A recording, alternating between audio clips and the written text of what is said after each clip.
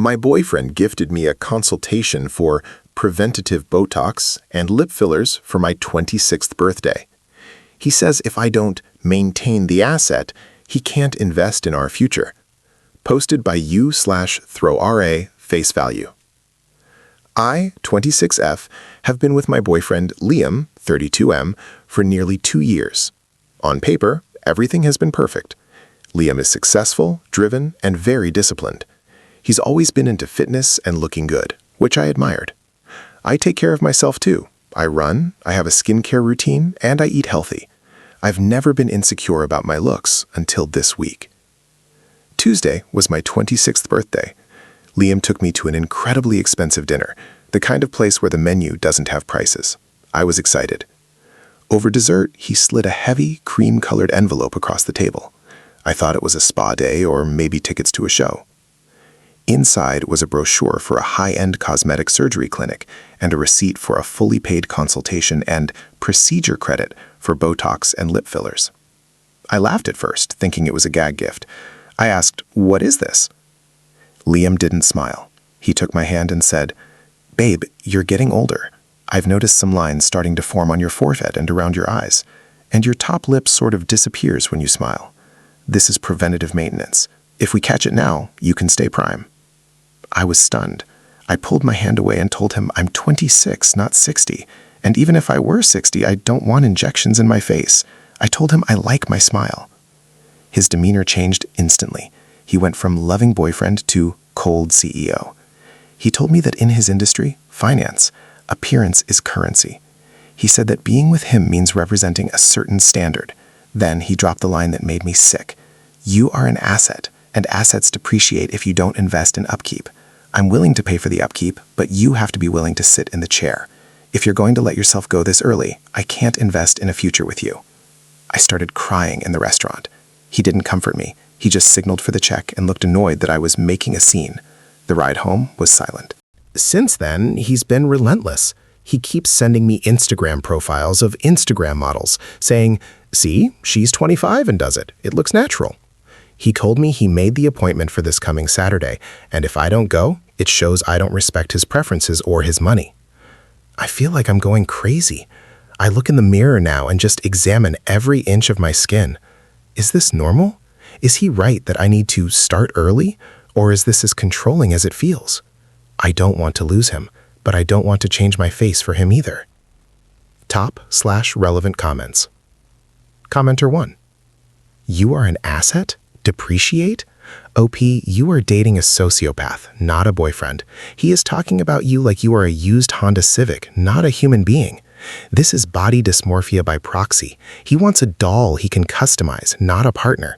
Do not go to that appointment. In fact, do not go back to his house. Break up with him immediately. If he's controlling your face at 26, imagine what he'll do when you're pregnant or actually aging. Run. Commenter 2.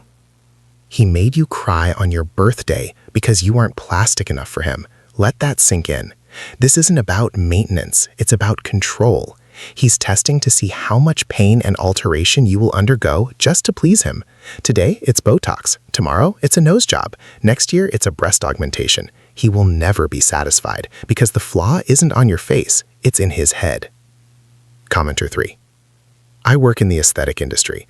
Any injector worth their license would kick him out of the room for coercion. This is a massive red flag. Also, 26 is young. You do not need anything you don't want.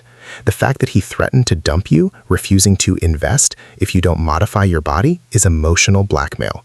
Dump him and find someone who loves your smile, not someone who wants to freeze it off. Update 2 days later.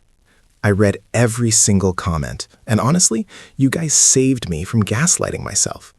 I spoke to my sister, Sarah, and told her everything. She was furious. She actually offered to drive over and slash his tires, but we decided on a smarter plan. Yesterday, I tried to talk to Liam one last time. I told him I wouldn't be getting the procedures. I said I was happy with my face, and if he couldn't accept that, we had a problem. He didn't even look up from his phone. He just said, "I already paid the deposit. You're going Saturday. If you don't bother being here when I get back from my golf trip on Sunday. I don't date quitters or women who don't care about their presentation." He looked at me with such genuine disgust, like I was a stain on his shirt. That was the moment the love died. I realized he doesn't see me as a person. I'm an accessory that he feels is going out of style. So I lied. I told him, okay, you're right. I want to look good for you. I'll go to the appointment on Saturday. He smiled, a smug, self-satisfied smile, and said, good girl.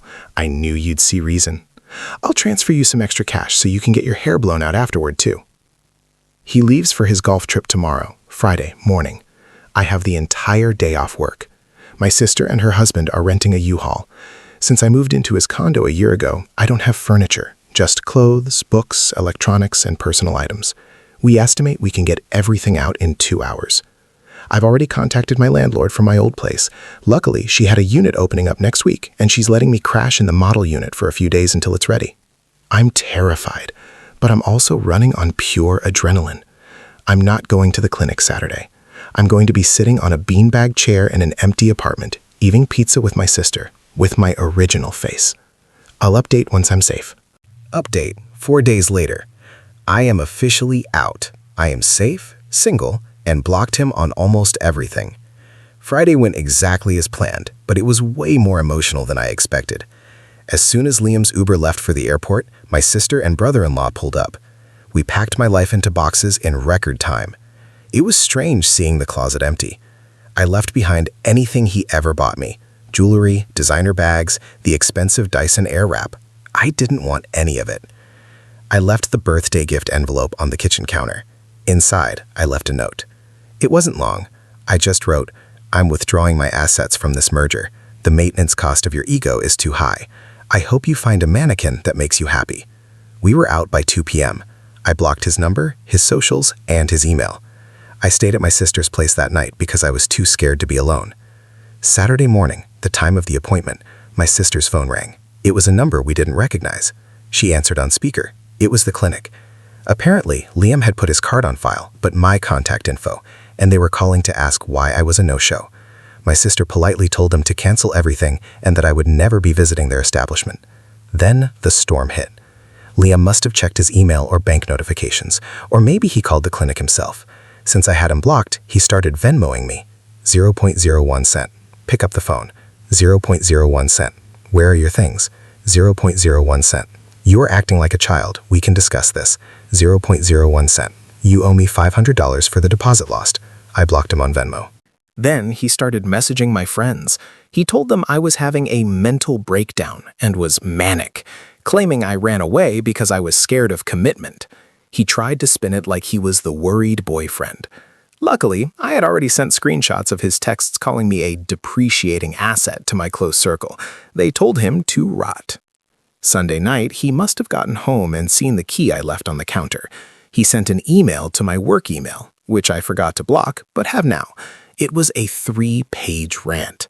He oscillated between saying he loved me and wanted to fix me to calling me an ungrateful, average-looking slob who blew the best chance I'd ever have. He actually wrote, I was trying to help you reach your potential. You'll regret this when you're 30 and wrinkled. Reading that actually made me laugh. It was so pathetic. It confirmed that this had nothing to do with me and everything to do with his fear of mortality and his need for control. I'm currently setting up my new apartment. It's small, the view isn't great, and I'm sleeping on a mattress on the floor, but it feels like a palace because it's mine. I looked in the mirror this morning. I saw the fine lines around my eyes when I smiled. I realized those lines are there because I've spent 26 years laughing with people who actually love me. I wouldn't trade them for anything. Thank you, Reddit, for shaking me awake. I'm going to go enjoy my depreciating life now. Top/relevant comments. Commenter 1. The maintenance cost of your ego is too high. Mic drop.